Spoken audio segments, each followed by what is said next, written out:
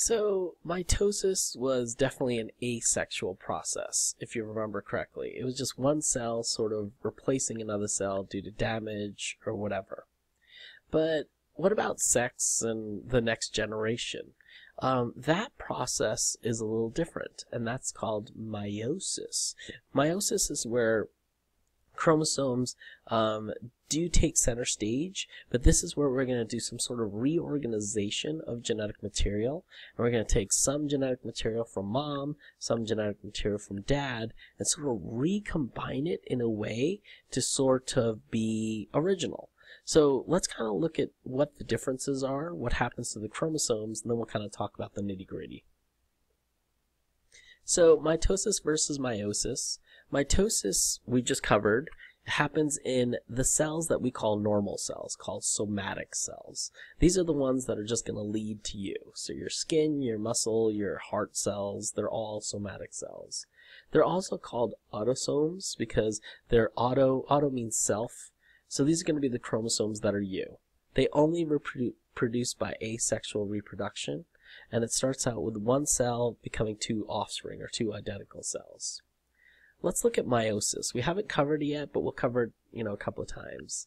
It occurs in our gametes, so these are our sex cells. So these are going to be the cells that either produce sperm in males, so they're going to be embedded in our testes, or they're going to be eggs in females, and those are going to be formed in the ovaries. So these are called sex chromosomes because what happens is we're going to divide the genetic material in half, and then when we put them in the when we get them together, the egg and the sperm together, they're actually going to become a brand new unique organism. So it's one parent and then some daughter cells. So don't worry about the numbers. We'll talk about them soon. But what basically happens is, before we even get there, let's kind of look at a chromosome and sort of talk about what it is. So this is definitely a chromosome that's ready to divide into two. That's why we're calling it sister chromatids. So we know that when the cell splits, it'll split right here, and this guy will go in one direction, and this one will go in another direction. The thing that holds it together, I've mentioned it in the past, is called the centromere, and the centromere just makes sure that everything's sort of lined up. And in these chromosomes, we put random colors on them just so you could see that something that's on this side is on this side, and something that's on this side is on this side. So let's say this is the genetic information for hair color. You can see that it's identical on this side. And if this was the genetic information for eye color, you can see it's identical on this side. And it should be, because this is just going to get split into one cell and another cell, and we're also cloning in the same individual. What we're going to do, we're going to learn a little bit more about this in lab, but when we do match up chromosomes, we match them up based off of length, we match them up based off of placement of centromere, and then we do them of the genes, the little banding pattern that's going to occur.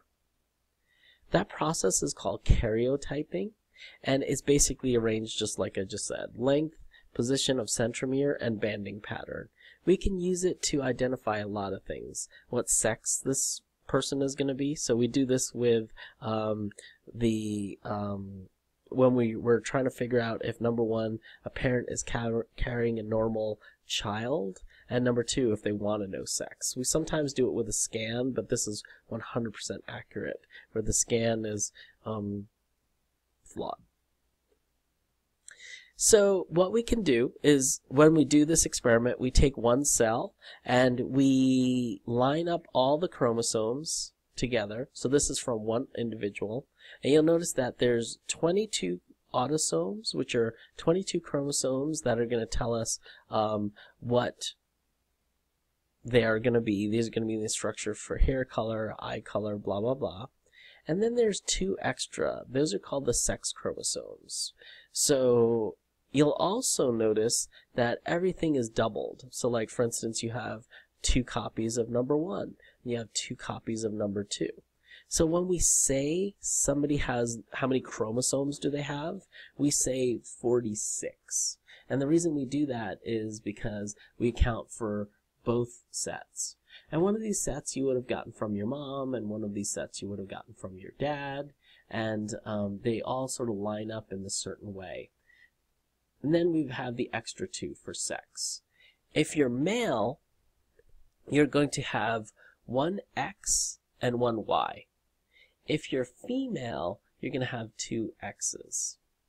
And any deviation from this, the normal, is going to be seen as a problem. So the only difference that you might see in other ones are that maybe somebody has 2 X's, and that's just going to be a female, and no Y. So let's look at this karyotype. 2 copies of number 1, 2 copies of number 2. Let's just kind of scroll around. It looks like all of them have 2 copies of all the chromosomes. We notice that there is 2 copies of X. That means that this is going to be a female. But if you keep going, look, you can notice that we have 3 copies of 21. And because we have 3 copies of 21, that means that we're going to have a situation where we're going to have a female with Down syndrome. And Down syndrome means that they have 3 copies of chromosome 1. It's also called trisomy. If you've ever heard the word of trisomy, they're talking about 3 of a chromosome. There's different versions of Down syndrome. You could have chromosome 21 tripled. You could have 18 tripled, or 13. They're different forms of Down syndrome. So they might say Down syndrome trisomy 18 or trisomy 13. But basically what happens is you have these sort of generic sort of features where you'd have a rounder head. Usually mental capabilities are sort of lowered, and they have a few other issues that pop up. Trisomy, or these problems that come with these cells, are basically correlated with a couple of things. Some of it's diet, but some of it is definitely the age of the parents. So we used to think it was just mom, and we knew that as the mom got older and older and older, the probability of having a child with Down syndrome gets higher.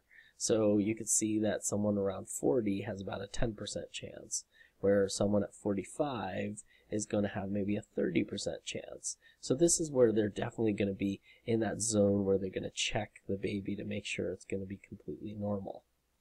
It turns out that it's not just the age of mom that counts. Males, theirs is a little further out age-wise, but it turns out if the male is older, it also increases the probability. So let's say you had a male that was in its 45, it's going to be higher, and even if they mated with somebody that was in their 20s, there would still be a high probability of Down syndrome. This problem is called nondisjunction, which means failure for the chromosomes to separate correctly. Remember way back we saw a picture of how chromosomes separate, and it was those spindle fibers that sort of separate the chromosomes out, making sure that there's a copy in one cell and a copy in another cell. Well, it turns out here there's a situation where the cells don't separate correctly. And because they didn't separate correctly, they're going to have extra chromosomes. This is called nondisjunction. It can occur in mitosis, but those cells are double-checked and sort of eliminated. We really notice it in meiosis. And it happens in the anaphases. So we'll talk about what happens in anaphase. Remember that separating phase? What happens is the spindle fiber, when it's supposed to attach to one side of that chromosome, accidentally attaches to both sides. And when it does, it moves it to the other side of the chromosome and causes a problem. Nondisjunction, there could be different types. Aneuploidy basically just means too many or too few chromosomes. And under aneuploidy, there could be two differences. There could be monosomy. Mono means one. So that means that they're supposed to have 2 copies of every chromosome, but accidentally only have 1. And then, of course, there's trisomy. Trisomy means that 3, tri. So this means that they have 3 copies instead of the normal 1. And again, it's just that spindle fiber that becomes that problem, and it's a spindle fiber error. So it turns out that the older people get, males and females, there's going to be these errors that occur in the cells, and the errors are just in separation and things like that. It could happen in different ways. So this is where a cell is starting to divide, and they keep dividing. So this is a normal cell. It's supposed to go ahead and have the chromosome divide like this. And eventually what happened in the anaphase, these two are normal, and this is what it should have looked like. In this phase, we have a situation where it has 2 genetic material, and here it has none. And then what happens is, if these are going to become sperm cells, you can see that this is going to be a normal sperm cell. This is going to be a normal sperm cell. This cell is going to carry nothing, but it's still going to be a sperm cell. It's just going to deliver nothing. And this sperm cell has 2 chromosomes extra. So when it fertilizes an egg, there's going to be a problem because the mom already has one of these chromosomes, and this one's going to have 2. We'll see that situation in a second. If it happens early on, what will happen is this. The cell divided, oops, there was supposed to be a chromosome here and a chromosome here. Well, this whole side will never have that 1 chromosome. Where this side, it's always going to have that doubled amount of chromosome material. So here we have the extra genetic material, we're missing some, and we're missing some. So these 2 won't become viable offsprings. If you hear of anybody that had a miscarriage, it could be any of these kind of situations that occurred. So it could be this, where they were missing a chromosome, it was detected later. It could be this, where they have extra chromosome material, and if it's not 13, 18, or 21, or one of the sex chromosomes, usually the mom will detect it and abort the fetus. Same thing here.